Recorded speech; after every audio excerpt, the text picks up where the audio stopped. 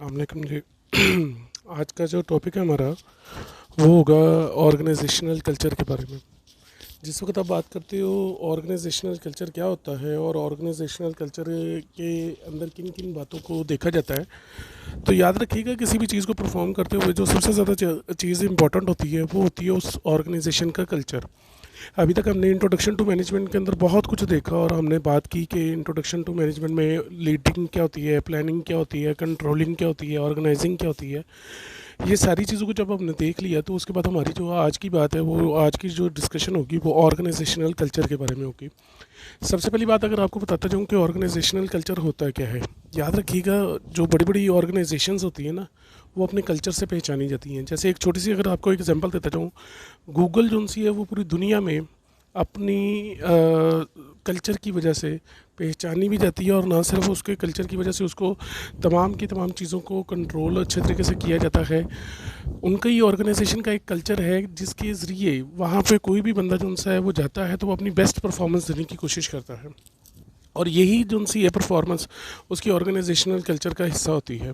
पाकिस्तान के अंदर भी अगर आप बात करो तो डिफरेंट किस्म की आपकी डिफरेंट चीज़ें होती है जिनको परफॉर्म करने के लिए आपको हमेशा जो सा कोई ना कोई कल्चर का सहारा लेना पड़ता है। वो कल्चर जो सा है वो आपकी ऑर्गेनाइजेशन को डिफ़ाइन करता है। ठीक है, तो आज के इंशाल्लाह हमारा जो सा चैप्टर है इसके अंदर हम कोशिश करेंगे कि हमें ये पता चले कि what is the difference between symbolic from the omni potent view of the management. फिर हम ये बात करेंगे कि ऑर्गेनाइजेशनल कल्चर क्या होता है और इस पूरे के पूरे चैप्टर को आप पढ़ने के बाद उनसे है ना इंशाल्लाह जो सबसे ज़्यादा इंपॉर्टेंट चीज़ है वो ये आप डिफ़ाइन ज़रूर कर सकेंगे कि ऑर्गेनाइजेशनल कल्चर होता क्या है। अगर लर्निंग आउटकम से आगे बात करूँ कि ऑर्गेनाइजेशन जो सी है वो दो तरह की होती है। एक है omnipotent view of the management जिसमें वो कहते हैं जी managers are directly responsible for an organisational success. याद रखिएगा जो ऑर्गेनाइजेशन की सक्सेस है, जो ऑर्गेनाइजेशन की प्रोग्रेस है वो सारी की सारी डिपेंड करती है आपके तमाम के तमाम उन चीज़ों पे जो मैनेजर परफॉर्म करते हैं विद इन द ऑर्गेनाइजेशन। वो कहते हैं if the organization perform poorly manager will be held accountable. और इसके अंदर सारी की सारी जिम्मेदारी जो सी है वो किसके ऊपर डाली जाती है, मैनेजर्स के ऊपर।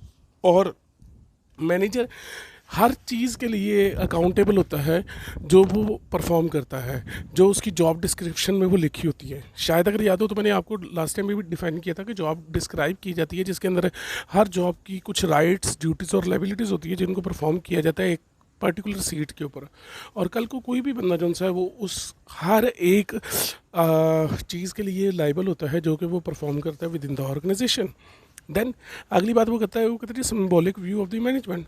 The actual part of the manager play an organization success और फेलियर इन मिनिमल। वो कहते हैं जी दूसरे की जो सी अप्रोच है वो ये कहती है कि सारे का सारा जिम्मा जो है वो मैनेजर पर डालना ठीक नहीं है। जो भी काम होता है वो पूरी की पूरी टीम मिलके करती है, इसलिए वहाँ पे मैनेजर का जो ऑपरेशन है, मैनेजर का जो काम है वो मिनिमल होता है। देन वो कहता है जी manager must be create a meaning out of randomness, confusion and ambiguity. Manager का काम सिर्फ आपके सिस्टम में स्मूथनेस पैदा करना है, ना कि आपके के तमाम सिस्टम को लाइबल होना या तमाम की तमाम जिम्मेदारी उस पर डाली जाए, ये बात गलत है। देन मुझे बात को कहते हैं जी रियलिटी सजेस्ट सिंथेसिस। वो कहते हैं जी क्या है, मैनेजर्स आर नाइदर हेल्पलेस और nor all powerful. Organization to organization vary करता है कि हर कोई बंदा जो उनसे ना तो बहुत ज़्यादा हेल्पफुल होता है ना ही वो सारे के सारे सिस्टम से कट कर रह सकता है। अगर आप सारे की सारी ऑर्गेनाइजेशंस का ओवरऑल व्यू करो तो आपको ये बात कंफर्म होगी कि ये पॉसिबल नहीं है कि सारी की सारी ऑर्गेनाइजेशन में तमाम की तमाम अथॉरिटी, तमाम की तमाम डिसीजन मेकिंग पावर जो उनसे वो सारे के सारे किसके पास हो, मैनेजर्स के पास हो। तो क्या होता है, मैनेजर जो उनसे वो बहुत लिमिटेड स्केल के ऊपर भी काम कर सकते हैं, जिसकी वजह से बाज़ अवत आपकी तमाम के तमाम जो उनसी ऑर्गेनाइजेशंस हैं उनके अंदर अगर आप सारे का सारा वो क्या कहते हैं कल को अकाउंटेबिलिटी वो मैनेजर्स पे डालो, ये भी ठीक नहीं है। और बाज़ ऑर्गेनाइजेशन ऐसी भी होती है जहाँ पे सारी की सारी मैनेजिंग पावर इन्हीं के पास होती हैं। तो ओवरऑल इस व्यू को अगर देखता जाऊँ तो इसके अंदर एक ही बात वो कह रहा है कि तमाम की तमाम ऑर्गेनाइजेशंस में अगर आप ये कहें कि जी सारा कुछ अकाउंटेबिलिटी मैनेजर्स के ऊपर है, वो उन ऑर्गेनाइजेशन में तो ठीक है जहाँ पे तमाम के तमाम पावर्स डिसीजन मेकिंग और उनके तमाम की तमाम चीज़ों को देखना ये ऑर्गेनाइजेशन के हाथ में हो, सॉरी मैनेजर के हाथ में हो। मगर अगर आप कहेंगे जी ये तमाम की तमाम चीज़ें जो सी हैं वो मैनेजर के हाथ में नहीं हैं और तभी उसको आप काउंटेबल रखो, ठीक है ना, तो ये चीज़ सही नहीं है। उसके बाद नेक्स्ट जो वो बात कर रहे हैं, नेक्स्ट वो जो बात कर रहे हैं वो कहते हैं permanent parameters of managerial description. सबसे पहले याद रखिएगा कि मैनेजर जब भी आप कहीं पे एनालिसिस कर रहे होगे उसमें दो चीज़ों का ज़रूर हार होगा। एक तरफ what will be the organizational culture, जो मैनेजर कहीं पे परफॉर्म कर रहा है उसको परफॉर्म करते हुए किन किन पैराथेसिस के अंदर रहकर या किन किन लिमिट्स के अंदर रहकर काम करना पड़ रहा है उस ऑर्गेनाइजेशन में, इस चीज़ को हम नाम देंगे ऑर्गेनाइजेशनल कल्चर, ठीक है, जिसको आज हम बहुत अच्छे तरीके से करेंगे। और ऑलरेडी आप एक चीज़ के बारे में पहले से बात कर चुके, वो ऑर्गेनाइजेशनल इन्वायरमेंट है। शायद अगर याद हो तो वहाँ पे हमने बोला था कि ये टोटल दो तरह का होता है, एक इंटरनल इन्वायरमेंट होता है और एक एक्सटर्नल इन्वायरमेंट होता है। और उस सारी चीज़ को परफॉर्म करना और उस सारी चीज़ को जो उनसे वो आगे लेकर चलना, ये किसकी जिम्मेदारी होती है? मैनेजर्स की होती है। और मैनेजर्स जब इस सारी चीज़ को कर रहे होते हैं ये उनका मैनेजेरियल डिस्क्रिप्शन होता है। देन मुझे बात कर रहे हैं जो आज का टॉपिक भी है वो क्या है, ऑर्गेनाइजेशनल कल्चर क्या होता है। तो ज़रा गौर से देखिएगा ऑर्गेनाइजेशनल कल्चर के बारे में वो क्या कहता है। वो कहता है यह सिस्टम एक ऐसा तरीकाकार of shared mean and believes held by organizational member, कि जब एक ऑर्गेनाइजेशन तमाम के तमाम अपने पैरामीटर्स के अंदर रह कर चीज़ को परफॉर्म कर रही होती है।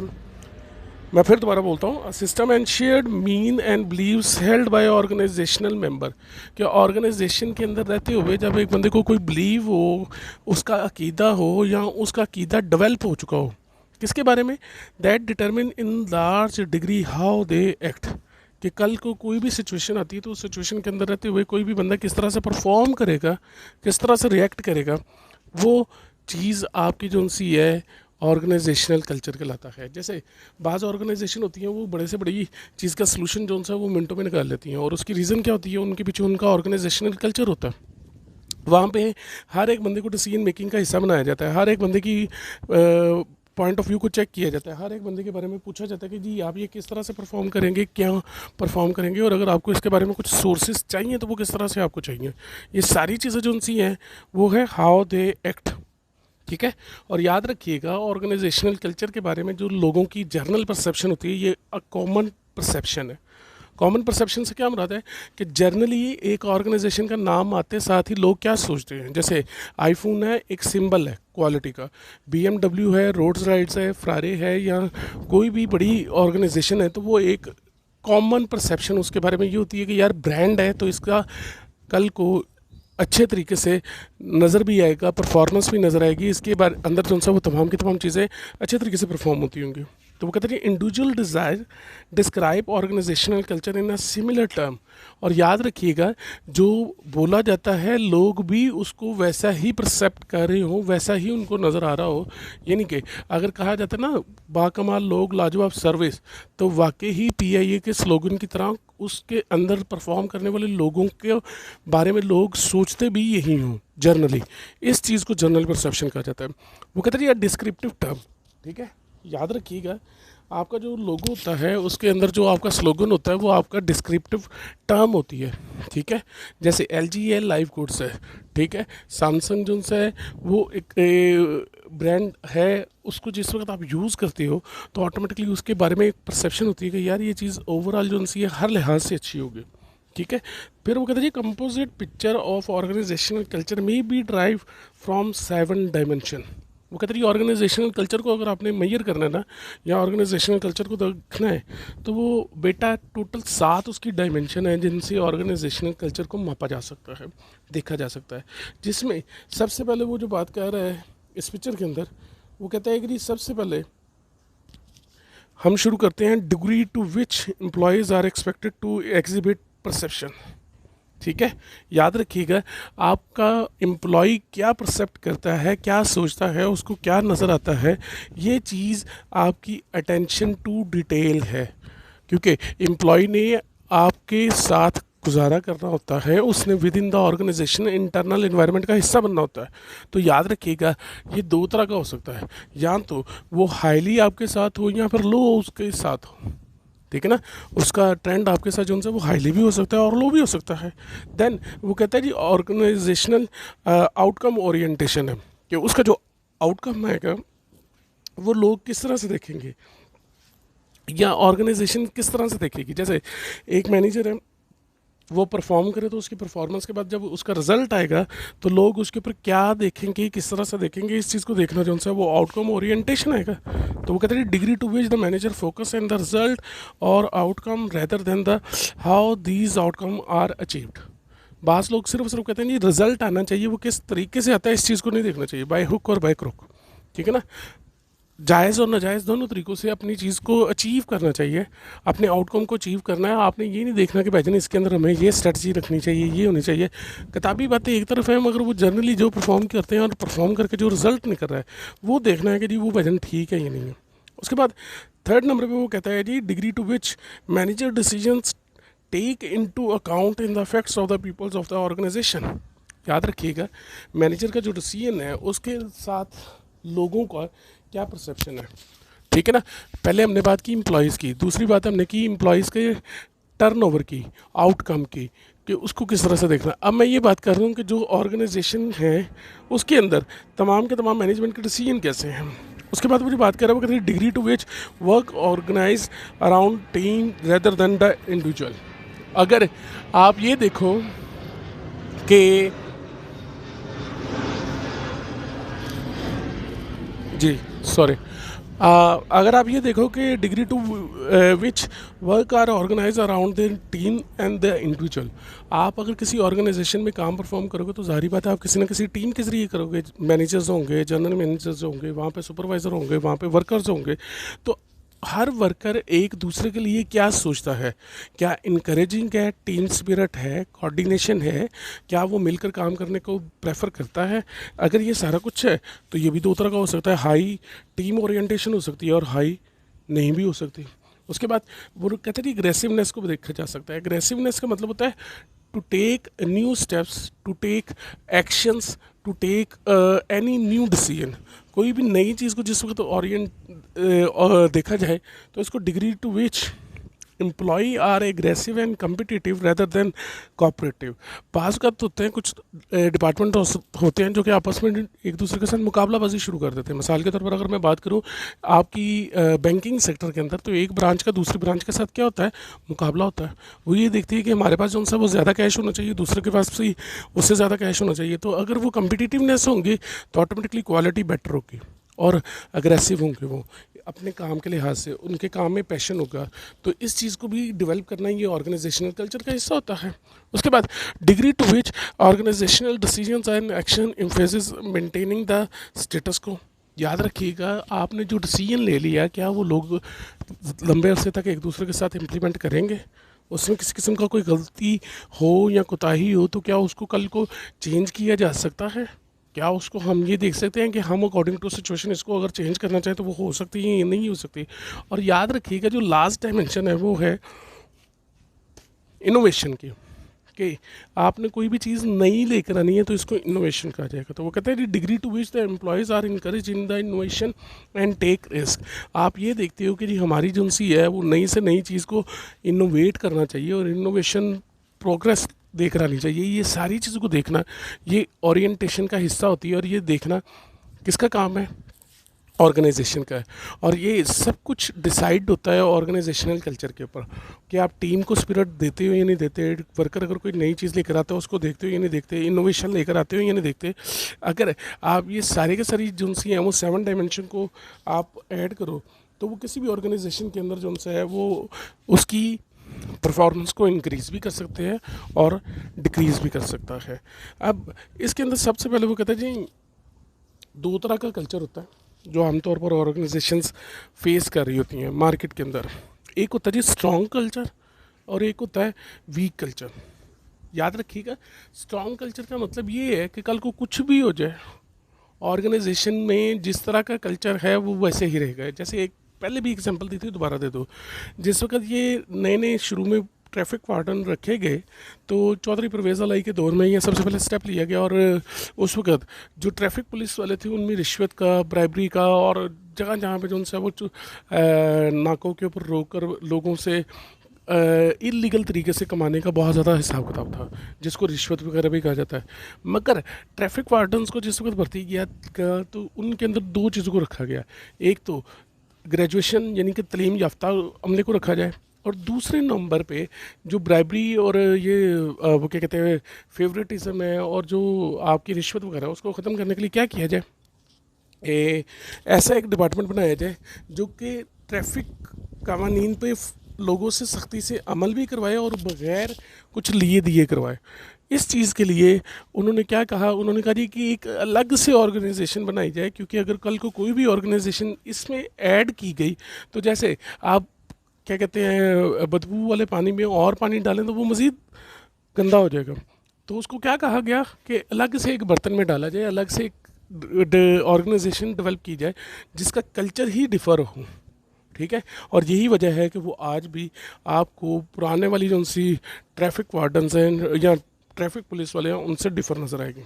तो वो कहते जी ये स्ट्रॉन्ग वर्सेस वीक के लिए मैंने बताया है कि बाज़ वक़्त होता है कि कल्चर जो उनसे वो इतना ज़्यादा इन्फ्लुएंस नहीं करता, मगर पुलिस के कल्चर के अंदर अगर बात करो तो कल को कोई भी पुलिस वाला अगर उसमें ऐड होता है तो आपको यही होता है कि यार वो चाहे जितना मर्जी ईमानदार हो कि यार ये सही नहीं होगा, ठीक है। तो हमारी परसेप्शन जो उनसी है वो उसके बारे में बन चुकी हुई है ऐसी कि हमें लगता है कि वो चीज़ ही गलत होगी, जबकि पांचों उंगलियाँ हमेशा बराबर नहीं होती, ठीक है। तो इसको स्ट्रॉन्ग वर्सेस वीक कल्चर के अंदर देखा जाएगा। तो उसमें वो सबसे पहले वो कहता है in a strong culture the key values are deeply held and widely shared, कि जो काम हो रहा है वो लोगों को नज़र भी आएगा और आगे वो शेयर भी करेंगे, आप उसमें कल को चेंज नहीं कर सकते हैं। सेकंड है strong culture have a greater influence on the employees and they do work according to culture, weak culture, ठीक है। स्ट्रॉन्ग कल्चर में आपको जितने भी लोग नज़र आएंगे वो हमेशा आपको अकॉर्डिंग टू द पैटर्न काम करते हुए नजर आए, जबकि वीक कल्चर में नहीं आएंगे। Employees more committed to the organization with the strong culture, अगर कल्चर स्ट्रॉन्ग हो ना तो लोग आपको ज़्यादा कमिटेड नज़र आएंगे, ठीक है। क्योंकि हमारा जो सा है लेट्स सपोज एक छोटी सी एग्जांपल इसके देते जाओ, हम एक मुसलमान हैं तो हमें मुस्लिम कल्चर को फॉलो करना सबसे ज़्यादा स्ट्रिक्टली और अच्छा भी लगेगा। तो ये सारी की सारी चीज़ें जो सी हैं ऑर्गेनाइजेशनल कल्चर की वजह से होती हैं। फिर वो कहते हैं strong culture are associated with high organizational performance. याद रखिएगा अगर कोई भी ऑर्गेनाइजेशन ज़्यादा परफॉर्म करेगी तो उसका कल्चर भी आगे आपको वैसा ही डेवलप होता हुआ नज़र आएगा। अब एक दफ़ा मैं जो सा वो अगर 100 यूनिट बनाकर एक स्टैंडर्ड सेट कर देता हूँ तो आपको जब भी कोई नया आएगा ना तो आपको यही एक्सपेक्टेशंस होगी कि वो 100 से ज़्यादा आपको डिलीवर करें। देन वो कहता है most organization have the moderate to strong culture. आमतौर पर जो सी ऑर्गेनाइजेशन वीक कल्चर के साथ ज़्यादा देर सर्वाइव नहीं करती, इसलिए मार्केट में आपको हमेशा दोनों तरह के कल्चर मिलेंगे, आपको मॉडरेट भी मिलेगा और स्ट्रॉन्ग भी मिलेगा। देन अगली बात मुझे करे वो कहता है जी द ऑर्गेनाइजेशनल कल्चर सोर्स, कि ऑर्गेनाइजेशनल कल्चर डेवलप कहाँ से होता है। तो उसमें सबसे पहले वो कहता है जी usually reflect the vision and mission of the founder, founder project image what the organisation should be. याद रखिएगा किसी भी चीज़ का, किसी भी ऑर्गेनाइजेशन का, किसी भी जगह का कल्चर आपको डेवलप होता है उसको बनाने वाले की इमेज के ज़रिए। वो जैसा लोगों को दिखाता है वैसा ही लोगों को नज़र आता है। जैसे पाकिस्तान का मतलब क्या, ला इलाहा इल्लल्लाह एक नारा लगाया गया तो आज पूरी दुनिया में हमारी जो उनसे पहचान है वो इस्लामी मुल्क के नाम से है, ठीक है। हम तमाम दुनिया में इस्लाम के किले के नाम से पहचाने जाते हैं। तो इसका मतलब हमें इस मुल्क को बनाने वाले ने लोगों को कल्चर ही ऐसा दिखाया है कि हमें सिर्फ और सिर्फ एक मुल्क चाहिए जिसमें हम अपनी ज़िंदगी इस्लाम के असूलों के मुताबिक गुजार सकें, हमें किसी की रोक टोक ना हो, ठीक है। तो याद रखिएगा जो आपका फाउंडर होता है वो जिस तरह की पिक्चर लोगों को शो करवाएगा उसी तरह की पिक्चर लोगों को नज़र आएगी। तो फाउंडर जितना कल्चर अच्छा देगा ऑटोमेटिकली कल्चर का सोर्स, कल्चर का विजन, कल्चर का मिशन लोगों को उतना ही ज़्यादा तरीके से क्लियर होगा। वो कहते हैं how employ learn culture.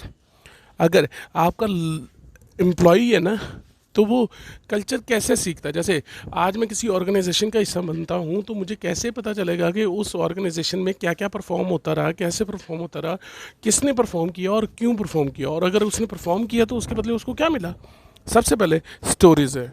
Stories है आपको बाकायदा तौर पे, जैसे डिफरेंट किस्म की ऑर्गेनाइजेशन में जिस तरह आपने किसी भी तरह से ऑर्गेनाइजेशन में देख रहे होगे कि कोई भी बंदा जिस वक्त परफॉर्म करता है, सॉरी, अच्छा जी, इसमें याद रखिएगा सबसे पहले वो कहते हैं स्टोरीज क्या है, narrative and significant event of a people. आपने अक्सर देखा होगा कहीं भी आप जाते हैं तो जाकर वहाँ पे जो उनसे आपको अचीवमेंट की स्टोरीज बताई जाती हैं कि भाईजान वो फलां बंदे ने परफॉर्म किया तो उसके साथ ये हुआ, उसने ये किया, उसको ये किया। तो ऑटोमेटिकली वो स्टोरीज़ के ज़रिए आपको पता चलता है। जैसे हम अगर पाकिस्तान की हिस्ट्री को देखना चाहते हैं तो पाकिस्तान की हिस्ट्री का ताल्लुक इस्लाम से है। इस्लाम की हिस्ट्री को देखेंगे तो ऑटोमेटिकली आपको पाकिस्तान की हिस्ट्री के बारे में पता चलेगा। हमें पता चलता है कि मुसलमान कितने को रिच थे अपने कल्चर में, वो कितनी को जंगें लड़ चुके थे, उनके साथ कितने लोगों ने क्या क्या परफॉर्म किया और उनका क्या क्या नाम हुआ। ठीक है, दैन वो कहते हैं रिचुअल्स हैं, आपकी रस्मात आप लोगों को बताती हैं कि आपने क्या परफॉर्म किया है। जैसे वो कहते हैं रिपीटेटिव सीक्वेंस ऑफ एक्टिविटी, कि आप जब कोई चीज़ रिपीटिंगली कर रहे हो, बार बार कर रहे हो, जैसे रोज़े हम बार बार रखते हैं, नमाज हम बार बार पढ़ते हैं, अल्लाह की तौहीद के बारे में हम बार बार बात करते हैं, तो इसका मतलब है हम अपने कल्चर के ज़रिए मुसलमान ज़ाहिर कर रहे हैं अपने आप को। देन वो कहते हैं मार्शल सिंबल है, मटेरियल सिंबल्स है। जैसे वो कहते हैं essentials in creating an organization personality. Organization के अंदर अगर कोई पर्सनैलिटी है तो वो किस तरह से परफॉर्म होती है, लोग किस तरह से उसको परफॉर्म कर रहे हैं, इस चीज़ के ज़रिए भी ऑर्गेनाइजेशन कल्चर बनता है। उसके बाद याद रखिएगा आपकी लैंग्वेज बहुत ज़्यादा इंपॉर्टेंट होती है, जो आइडेंटिफाई करती है ऑर्गेनाइजेशन को और अपनी अलग से टर्मिनोलॉजी बनाती है। जैसे हर सब्जेक्ट की अपनी एक टर्मिनोलॉजी होती है ना, आपने अकाउंटिंग पढ़नी है तो उसके लिए आपको एसेट्स का पता होना चाहिए, लाइबिलिटीज़ का पता होना चाहिए, कैपिटल का पता होना चाहिए, परचेजेस का पता होना चाहिए, सेल्स का पता होना चाहिए। इसी तरह आपने दुनिया के अंदर कोई भी चीज़ परफॉर्म करनी होती है तो वो आपकी लैंग्वेज से पता चलती है, आपके क्या क्या रसूमात हैं उनसे पता चलती है, आपकी हिस्ट्री क्या है उससे पता चलती है, आपने किन किन मौक़ों पर क्या परफॉर्म किया उससे पता चलता है। तो इसी तरह सेम लेवल के ऊपर ऑर्गेनाइजेशन के बारे में भी बात होती है। देन वो कहते हैं organizational culture, how culture affects manager. याद रखिएगा कल्चर दुनिया में सबसे ज़्यादा अफेक्टिव और अफेक्ट करने वाली चीज़ों में से है।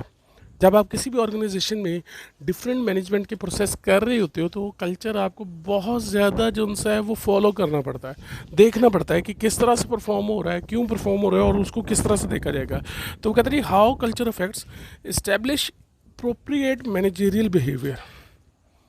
कल्चर के ज़रिए बंदे का बिहेवियर और एटीट्यूड और उसका रवैया और उसकी परफॉर्मेंस डेवलप होती है। देन मुझे बात करें वो कहते हैं constraints decision making in all management function. कैसे? प्लानिंग में degree of risk plans should contain, कि प्लान को जब आप परफॉर्म कर रहे हो तो आपको किन किन चीज़ों को देखना पड़ेगा, किन किन तरह से वो ज़ाहिर होगा, इसको प्लानिंग कहा जाता है। तो वो कहते हैं how much environmental scanning is necessary, कि ऑर्गेनाइजेशन में कौन कौन सा काम हो रहा है, उस काम के लिए हमारे पास कौन कौन से सोर्सेज हैं, जैसे लैंड है, लेबर है, कैपिटल है, ऑर्गेनाइजेशन है।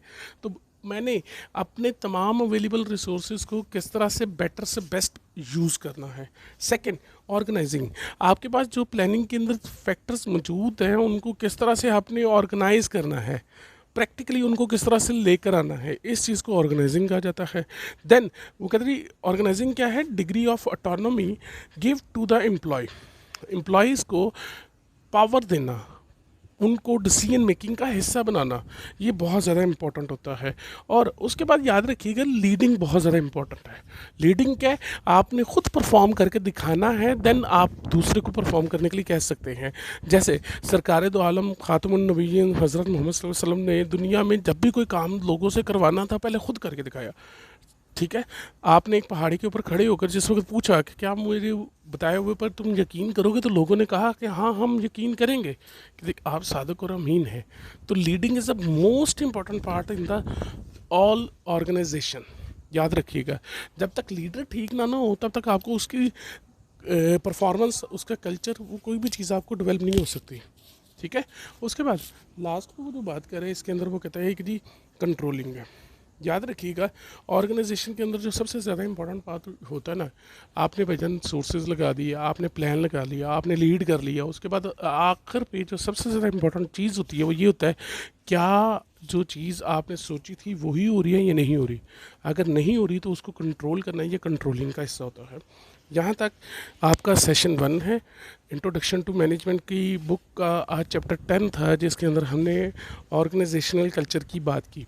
ठीक है, इस वीडियो को देखने के बाद, सुनने के बाद अगर आपको किसी किस्म का कोई इशू आता है तो आप मोस्ट वेलकम मुझसे शेयर कर सकते हैं। जज़ाकुमुल्लाह जी। अभी मैं सेकंड वीडियो आपको सेंड करता हूँ।